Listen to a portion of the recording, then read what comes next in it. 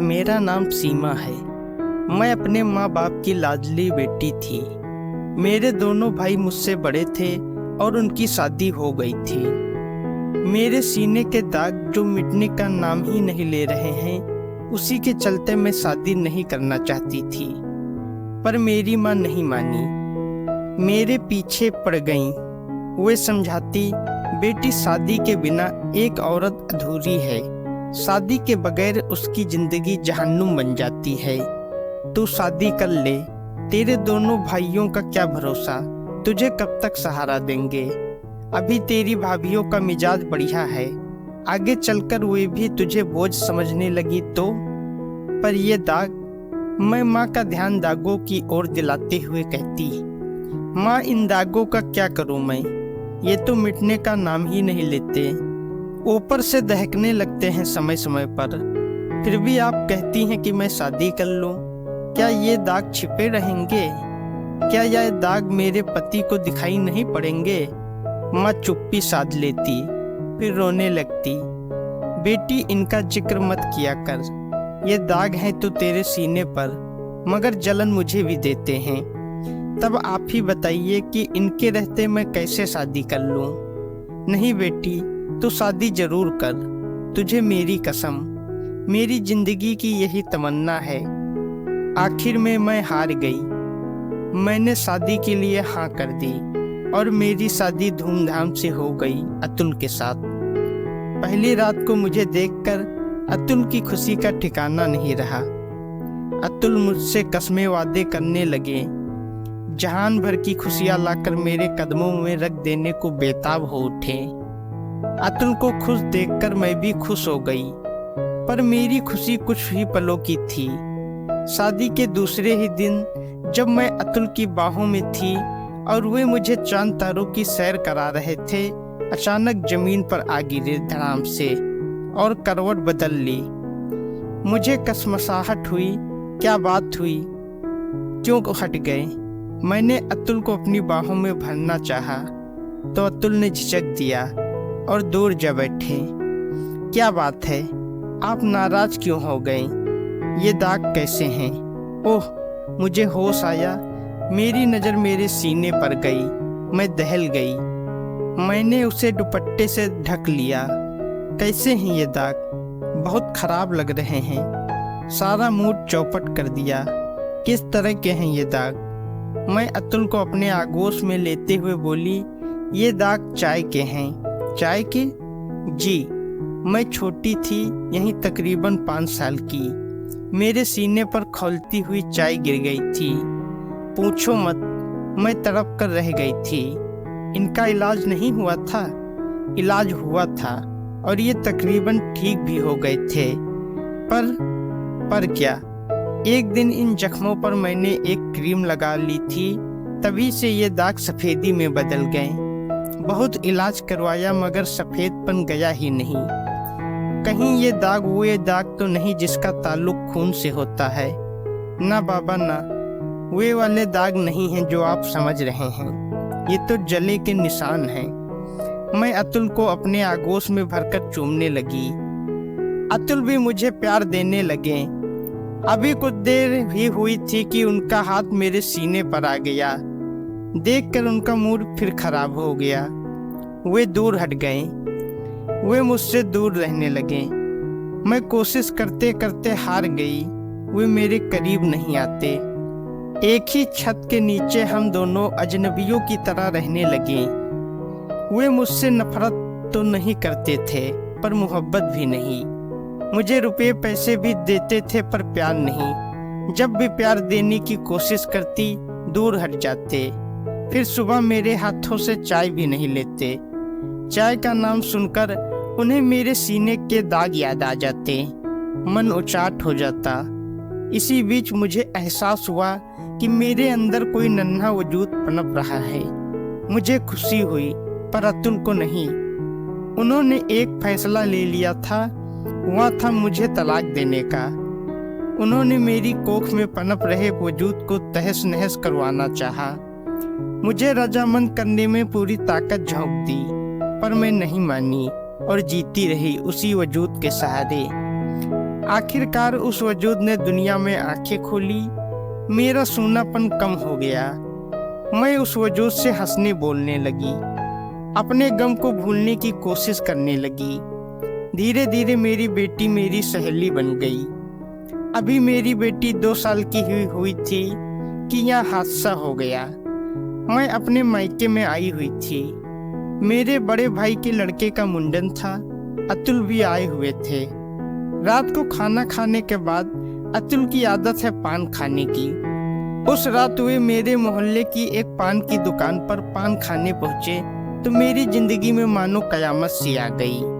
वहीं पान की दुकान पर अतुल ने मेरे बारे में सुना क्या रंजिशन उन्हें सुनाया गया। मेरे बारे में बातें सुनकर वे चकरा गए। गिरते पड़ते हुए घर वापस आए तो मैं उनके चेहरों को देखकर भाप गई कि हो न हो कोई अनहोनी हुई है। मैं उनके पास पहुंची, पूछने लगी क्या बात है। अतुल कुछ नहीं बोले। मेरे घर चुपचाप ही रहे, गुमसुम। पर दूसरे दिन घर आकर कोहराम मचा दिया। ऐसा कोहराम कि पास पड़ोस के लोग इकट्ठा हो गए। गांव के सरपंच, पड़ोसियों और गांव के लोग भी बुला लिए गए और मेरे घर से मेरे पिता और दोनों भाइयों को भी। बेचारी माँ भी रोती पीटती हुई आई। माँ को देखते ही मेरे आंखों से आंसू झरझर बहने लगे। माँ ने मुझे गले से लगा लिया। वे समझ गईं कि क्या हुआ होगा। बाहर घर के सामने चबूतरे पर पूरी पंचायत जमा थी। गांव के सरपंच मेरे ससुर से बोले, राधे श्याम, आपने हम सबको क्यों याद किया, क्या बात है। मेरे ससुर ने अपना चेहरा झुका लिया, कुछ भी बोल नहीं पाए। सरपंच जी ने दोबारा पूछा, आखिर बात क्या है राधे श्याम।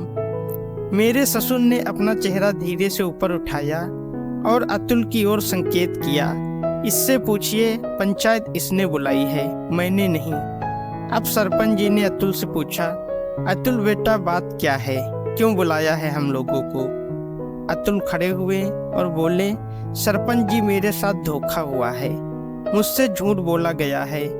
सरपंच जी बोले, बेटा किसने तुम्हें धोखा दिया है, किसने तुमसे झूठ बोला है। अतुल तयस में बोले, मेरी पत्नी ने मुझसे झूठ बोला है और धोखा दिया है, साथ ही मेरे ससुराल वालों ने भी। सरपंच जी बोले, अतुल बेटा तुम्हारी पत्नी ने तुमसे क्या झूठ बोला है, ससुराल वालों ने तुम्हें कैसा धोखा दिया है। सरपंच जी यह बात आप मुझसे नहीं मेरी पत्नी से पूछिए। पूरी महफिल में सन्नाटा पसर गया। मेरे माता पिता और भाइयों के ही नहीं मेरे ससुर का भी चेहरा शर्म से झुक गया। मेरी माँ तड़प उठी। पर्दे के पीछे खड़ी मैं सिसक पड़ी। सरपंच जी बोले, बताओ बेटी क्या बात है। मैं जोर जोर से रोने लगी। मेरी आंखों से आंसुओं का सैलाब उमड़ पड़ा। होंठ थरथराने लगे, जिस्म कांप उठा। मुझसे बोला नहीं गया। बोलती भी तो क्या। अतुल ही खड़े हुए और तैस में बोले, सरपंच जी या क्या बोलेगी, बोलने के लायक ही नहीं है या। सिर्फ यही नहीं, इसके घर वाले भी। मेरी माँ का रोना और बढ़ गया। मेरे पिताजी भी फपक पड़े। भाइयों को गुस्सा आया, उनकी मुट्ठियाँ भिज गई, पर पिताजी ने उन्हें चुप रहने का संकेत किया। और मैं सोच रही थी कि यह धरती फट जाए और मैं उसमें समा जाऊं, पर ऐसा होना नामुमकिन था। सरपंच जी बोले, बात क्या है, मुझे बात भी तो पता चले। मेरी पत्नी के सीने पर दाग हैं, उजले उजले चर्बी जैसे दिखाई पड़ते हैं। नजर पड़ते ही मुझे घिन आती है। पंचायत में दोबारा सन्नाटा छा गया। अतुल बोलते रहे, यह बात मुझसे छिपाई गई है, हम लोगों को नहीं बताई गई। इतना कहकर अतुल थोड़ी देर शांत रहे, फिर बोले, और जब मुझे इसकी जानकारी हुई तो मुझे मेरी बीबी ने बताया कि ये दाग चाय के हैं। जबकि क्या, एक साथ कई मुंह खुले, जबकि ये दाग तेजाब के हैं। पंचायत में खलबली मच गई। अतुल ने आगे बताया, कल मैं अपनी ससुराल में था। वहीं एक पान की दुकान पर मैंने 3-4 लड़कों को आपस में बात करते सुना। मैं नहीं जानता था कि वे कौन लोग थे। उनमें से एक ने दूसरे से पूछा कि यार उस लड़की का क्या हुआ। दूसरा बोला था, कौन सी लड़की। पहला लड़का बोला था कि वही राम प्रकाश की लड़की जिस पर एसिड अटैक हुआ था। दूसरा लड़का बोला था कि अरे उसकी शादी हो गई, 2 साल हो गए हैं, अच्छा पति पाया है उसने। इतना सुनना था कि मेरे होश उड़ गए। आगे उन लोगों ने क्या बातें की मैं नहीं जानता, लेकिन मैं यह जानता हूँ कि मैं कहीं का नहीं रहा। पहले तो किसी तरह एक साथ बसर हो रही थी, मगर अब हम साथ नहीं रह सकते। मुझे इस झूठी औरत से छुटकारा दिलाएं।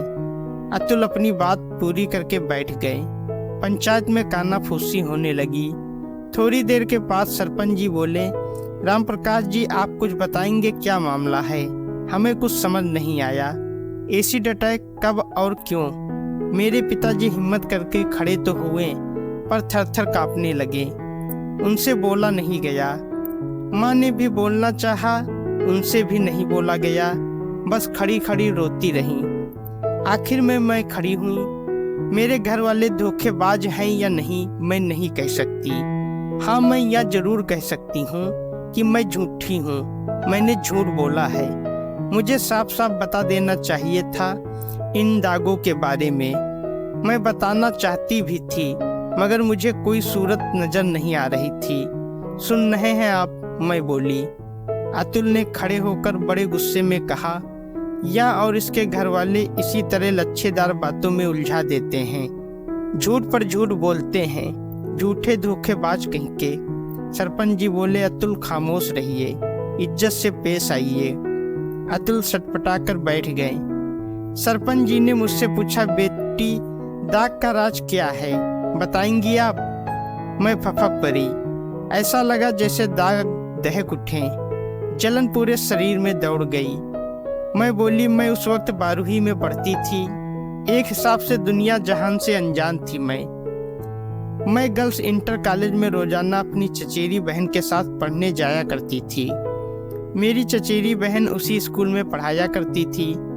इतना कहकर मैंने थोड़ी सी सांसें भरी और दोबारा कहना शुरू किया। मेरी चचेरी बहन की शादी जिस आदमी से हुई थी वह ठीक नहीं था। जुआरी शराबी था, उनको मारता पीटता भी था, इसलिए उन्होंने तलाक लेना चाहा था। वह तलाक देने के लिए राजी नहीं हुआ। बहन बेचारी मायके में बैठी रही और कॉलेज में पढ़ाने लगी। मैंने फिर थोड़ा दम लिया और आगे बोली, हर दिन की तरह उस दिन भी हम लोग खुशी खुशी कॉलेज जा रहे थे। हम लोग कॉलेज पहुंचने वाले ही थे कि बहन ने मेरा हाथ पकड़कर मुझे अपनी ओर खींचा और चिल्लाते हुए बोली कि भागो भागो। मैंने देखा सामने वही जालिम शख्स खड़ा था। वह पहले भी 1-2 बार बहन के सामने आ चुका था। उनका रास्ता रोक चुका था। उन्हें जबरदस्ती अपने घर ले जाना चाहता था। हमने सोचा कि वह आज भी वही हरकत करेगा, सो हम दौड़ पड़े। बहन आगे आगे दौड़ रही थी और मैं उनके पीछे पीछे। मुझे पीछे छोड़ता हुआ वह शख्स बहन के पास तक पहुंच गया। उसने एक हाथ से बहन का नकाब खींच लिया। बहन को ठोकर लग गई। वे वहीं सड़क पर गिर पड़ी। उस जालिम ने झोले से तेजाब की बोतल निकाली और उसका ढक्कन खोलकर एक झटके से उनके चेहरे पर उड़ेल दी। मैं भी तब तक उनके करीब पहुंच चुकी थी। तेजाब के छींटे मेरे चेहरे पर तो नहीं पड़े, हाँ मेरे सीने पर जरूर आ पड़े। मेरा सीना झुलस उठा। मैं गस खाकर गिर पड़ी। जब मुझे होश आया तो मैं अस्पताल में थी। मैंने बहन के बारे में पूछा तो पता चला कि उनकी मौत तो अस्पताल पहुंचते ही हो गई थी। मेरी दुख भरी कहानी सुनकर पूरी पंचायत में खामोशी छा गई। अजब तरह की खामोशी। अब ज्यादातर लोगों की हमदर्दी मेरे साथ थी, पर फैसला मेरे हक में न रहा।